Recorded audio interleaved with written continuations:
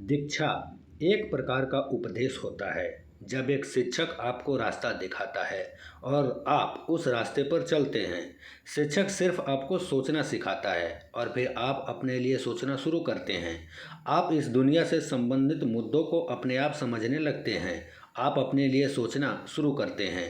यह आपको बड़े पैमाने पर दैनिक जीवन और दुनिया की समस्याओं को हल करने में काफ़ी मदद करता है। और शिक्षा आपको योग्य बनाती है और अपना जीवन अपने आप जीने और अपने कर्तव्यों का निर्वहन करने में सक्षम बनाती है। इसके अलावा शिक्षा आपको अपनी व्यक्तिगत स्वतंत्रता के साथ साथ एक सम्मानित, आत्मनिर्भर और सभ्य व्यक्ति बनने में सक्षम बनाती है। यह धन, भौतिक सुख और इंद्रिय तृप्ति की खोज में अधिक लागू होता है। दीक्षा और शिक्षा में कुछ मुख्य अंतर होते हैं, जैसे शिक्षा ली जाती है जबकि दीक्षा दी जाती है। शिक्षा सार्वजनिक होती है जबकि दीक्षा ज़्यादातर गुप्त होती है। शिक्षा व्यवहारिक चीज़ों की दी जाती है जबकि दीक्षा योगाभ्यास, नाम स्मरण, गुरु मंत्र जैसी चीज़ों की दी जाती है। शिक्षा पाने के लिए शिक्षक बदलते रहते हैं जबकि दीक्षा लेने के बाद गुरु आजीवन रहता है। शिक्षा से व्यक्ति को गृहस्थ जीवन की ओर ले जाया जाता है जबकि दीक्षा से संन्यास की ओर जाना पड़ता है। दीक्षा का अर्थ होता है दिखाना। दीक्षा संस्कृत शब्द है जो कि दीक्ष धातु से बना है। जैन धर्म में दीक्षा को चरित्र या महानिवेशक भी कहा जाता है।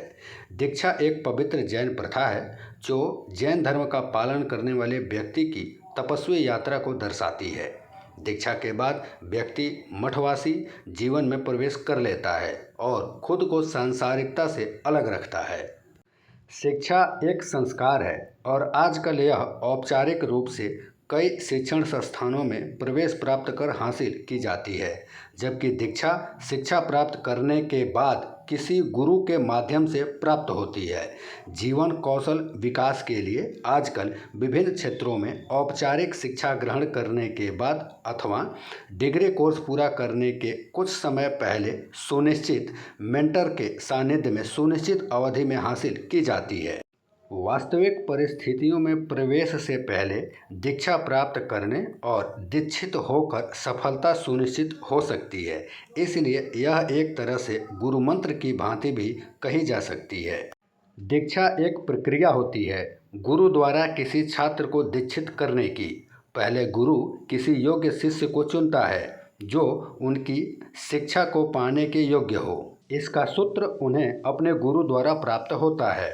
शिष्य को जब ज्ञान देते हैं उस प्रक्रिया को दीक्षा कहते हैं। दीक्षा के बाद गुरु दक्षिणा दी जाती है और उसके बाद शिष्य पारंगत शास्त्री बन जाता है।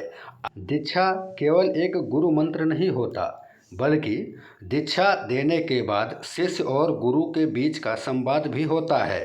गुरु गोविंद दो खड़े, काको लागो पाँव, बलिहारी गुरु आपने गोविंद दियो बता।